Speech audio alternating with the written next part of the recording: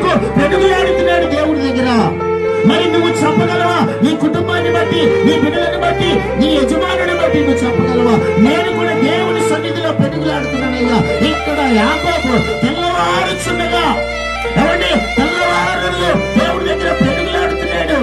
తెల్లవారులు కూడా పెనుగులాడుతున్నాడు. ఈ రోజు మనము ఒక గంట ఎక్కువైతే, లేకపోతే ఒక 10 నిమిషాలు ఎక్కువైతే ఇక్కడ కూర్చోలేమో, చిరాకు పడతాం, ఇరిటేషన్ వచ్చేస్తుంది. కానీ ఇక్కడ యాకోబు ఇరిటేషన్ పడట్లేదు, కోపగించుకోవట్లేదు. ఏమండి, తెల్లవారు వరకు కూడా దేవుడితో పెనుగులాడుతున్నాడు. ఈ అనుభవంలోనికి ఎప్పుడు వస్తావు? నీకు ఏకాంతముగా దేవుడితో వాదిస్తున్నాడు. నన్ను ఆశీర్వదించయ్యా. ఏకాంతముగా వాదిస్తున్నాడు. తెల్లవార్లు కూడా అదే ధ్యాస, ప్రభువా నన్ను ఆశీర్వదించయ్యా.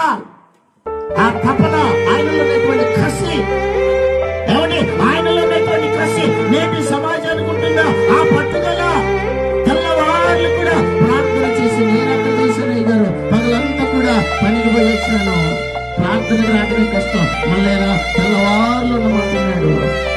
అప్పుడు దేవుని బిడ్డలారా, ఇక్కడ యాకోబు మిగిలిన వారందరినీ కూడా పంపించేసి ఒంటరిగా ప్రార్థన చేస్తున్నాడు. ఒంటరిగా ప్రార్థన చేస్తున్నాడు. నేను చాలా పర్యాయం చెప్పాను, ఒంటరి ప్రార్థన.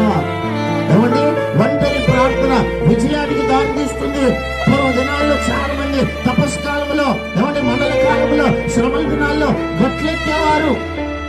ఎవరు రహస్యంగా వారి లోపల ఉన్నటువంటి బాధ అంతా కూడా కక్కేసేవారు. ఈ బాధ లోపల కొన్ని సంవత్సరాలుగా లోపల ఎంతగా దిగమింకున్నావో అదంతా కూడా కక్కేస్తావు. ఏకాంత ప్రార్థన ద్వారా దేవుడితో ఎలా నడుచుకోవాలో తెలియజేస్తుంది. ఏకాంత ప్రార్థన నీ కుటుంబ పరిస్థితి ఏంటో తెలియజేస్తుంది.